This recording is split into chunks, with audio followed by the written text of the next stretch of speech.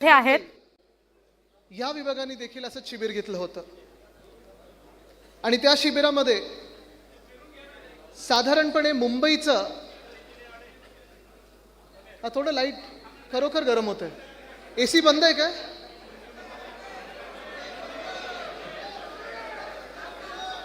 खिडक्या उघडता येतील का?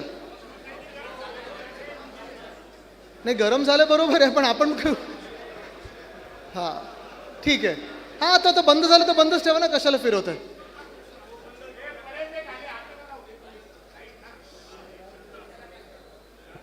असंच एक शिबिर मुंबईमध्ये घेतलं होतं, ईशान्य मुंबईमध्ये घेतलं होतं आणि राऊत साहेबांनी तेव्हा मला मुंबईवर बोलण्यासाठी सांगितलं होतं.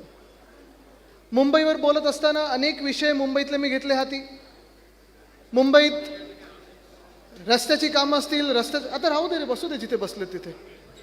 मुंबईत रस्त्याचा घोळ असेल, रस्त्याचा घोटाळा असेल, पाणी टंचाई असेल, कचऱ्याचा प्रॉब्लेम असेल, ह्या सगळ्याच गोष्टींवर बोलत असताना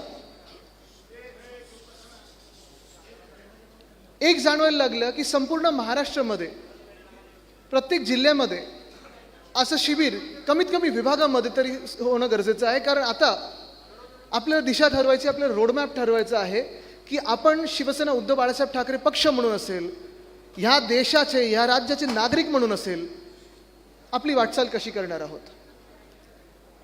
तसं पाहायला गेलं तर एखाद्या शहरावर बोलणं किंवा एखाद्या जिल्ह्यावर बोलणं सोपं असतं, कारण आपल्याला तिकडचे स्थानिक विषय माहिती असतात, स्थानिक लोकांच्या ज्या समस्या असतात ते माहिती असतात.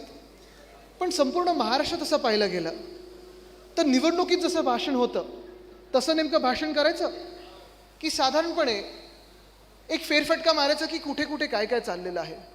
जरा फ्लॅश बंद करा. आज जेव्हा मला नाशिकला यायचं होतं, मी राऊत साहेबांना फोन केला. मी म्हटलं, संजय काका उद्या बोलायचं तरी काय, मला विषय काय दिलेला आहे. आणि तुम्हाला त्यांची स्टाईल माहिती आहे, ते पटकन काहीतरी बोलून जातात.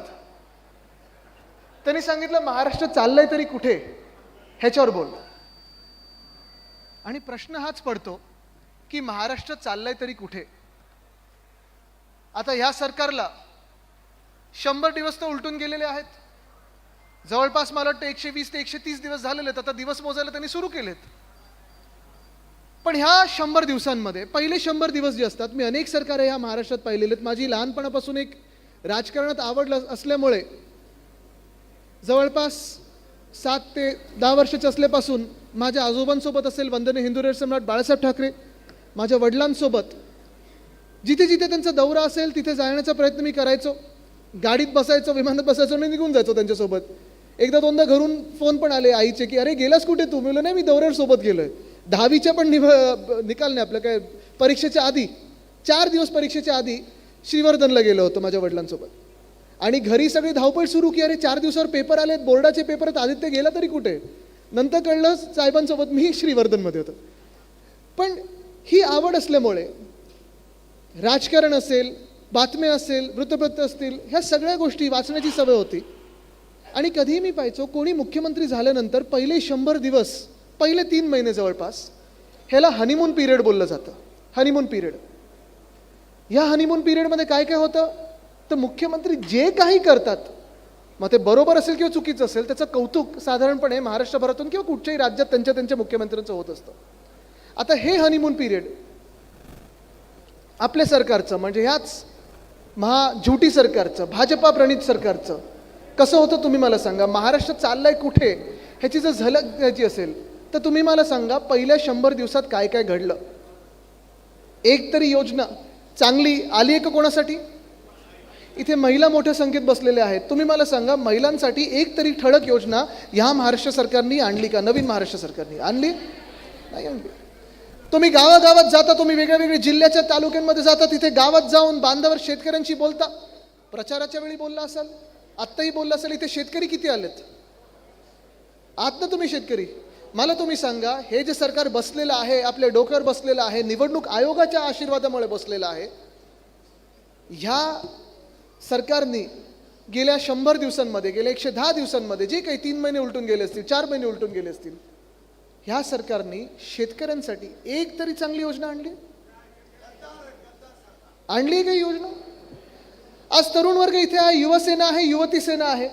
ठीक आहे, राजकारण म्हणून तुम्ही शिवसेना उद्धव बाळासाहेब ठाकरे पक्षाशी निगडीत आहे, वेगळी गोष्ट आहे. तुम्ही तरुण म्हणून आज विचार करा, जे 20शीत असतील, जे 30शीत असतील, जर तुम्ही विद्यार्थी असाल, जस्ट तुमचं डिग्री झाली असेल, तुमची नोकरी आता तुम्ही शोधत असाल, तुम्ही मला सांगा, तरुणींसाठी एक तरी चांगली योजना या सरकारने आणली आहे का? आणली आहे काय? ह्या उलट काय झालंय? आज तुम्ही बघा, लाडकी बहीण योजना, काय झालं लाडकी बहीण योजनेचं? 500 रुपयावर आले. आता मला माहित नाही 1,500च राहणार की 500 रुपये राहणार, ह्या सगळ्या चर्चा सुरू आहेत. आपण तर 3,000 रुपये देणार होतो, 3,000 रुपये देणार होतो. पण भाजप असेल, एशनशी असेल, दादांचा गट असेल, ह्या सगळ्यांनी काय सांगितलं होतं? गावागावात जाऊन सांगितलं होतं की तुम्हाला आम्ही 2100 रुपये देऊ, अजून महिला वाढतील, अमुक होईल, तमुक होईल. एक वेगळी कातडी लागते, एक वेगळा निर्लज्जपणा लागतो सरकारमध्ये की तुम्ही तुमचं सरकार बनल्यावर आणि एवढं बहुमत ठासून आल्यानंतर तुमचा जो वचननामा असतो, जाहीरनामा असतो, त्याच्यातून एक सुद्धा गोष्ट बजेटमध्ये आणत नाहीत, पहिल्या अर्थसंकल्पात आणत नाहीत. एक वेगळा निर्लज्जपणा लागतो. तसं आज मी पाहिली बातमी, 8 लाख महिला कमी केल्यात. 8 लाख म्हणजे तुम्ही विचार करा, एका वेळी जे सांगत होते 2.5 कोटी महिलांना ह्याचा लाभ मिळणार, अमुक मिळणार, तमुक मिळणार, 2.5 कोटीवरनं आता जवळपास 50 लाख महिला कमी करणार आहे. तुम्ही लिहून घ्या, ह्यांचंच कोणतरी कोर्टात जाईल आणि हेच लोक कोर्टात जाऊन कोर्टातून ही योजना बंद करतील, लाडकी बहीण योजना बंद करून टाकतील. पण ह्यांना काही लाज राहिलेली नाही आहे, कुठेही लज्जा नाही, काही नाही, कुठेही देणं घेणं नाही. त्रास ह्या